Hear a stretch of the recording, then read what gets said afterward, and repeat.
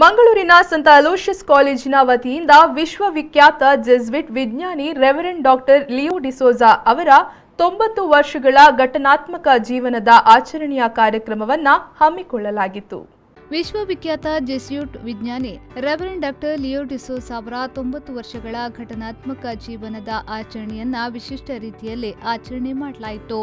ಮಂಗಳೂರಿನ ಸಂತ ಅಲೋಷಿಯಸ್ ಕಾಲೇಜಿನ ಸಭಾಂಗಣದ ಎಸ್ಸಿಆರ್ಐ ಸಭಾಂಗಣದಲ್ಲಿ ಸಭಾ ಕಾರ್ಯಕ್ರಮ ನಡೆಯಿತು. ಇದೇ ವೇಳೆ ರೆವರೆಂಡ್ ಡಾಕ್ಟರ್ ಲಿಯೋ ಡಿಸೋಜಾ ಅವರನ್ನ ವೇದಿಕೆಯಲ್ಲಿ ಗಣ್ಯರು ಸನ್ಮಾನಿಸಿದ್ರು.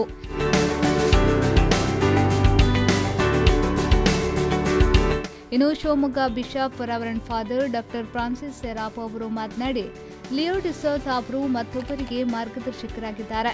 ಸಾಧು ಸ್ವಭಾವದ ವ್ಯಕ್ತಿಯಾಗಿ ಕೆಲಸ ಮಾಡಿಕೊಂಡು ಬರ್ತಿದ್ದಾರೆ ಎಂದು ಅವರು ಹೇಳಿದರು. Leo means lion in Latin. This name suits Father Leo well, not because he has been ferocious or fearsome as a lion, that is totally opposed to his nature, but he is lion because of his fearlessness, faithfulness, fair-mindedness, freedom and fervor.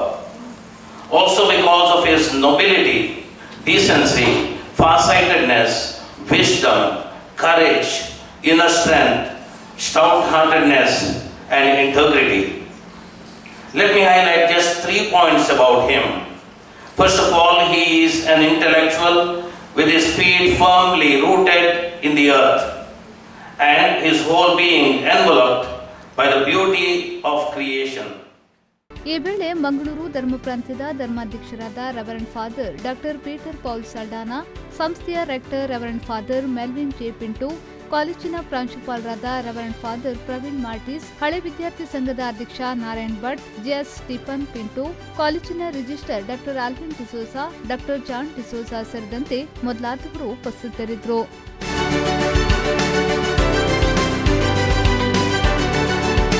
ಶರಸಾಲ್ಯನ್, ವಿ4 news, Mangaluru.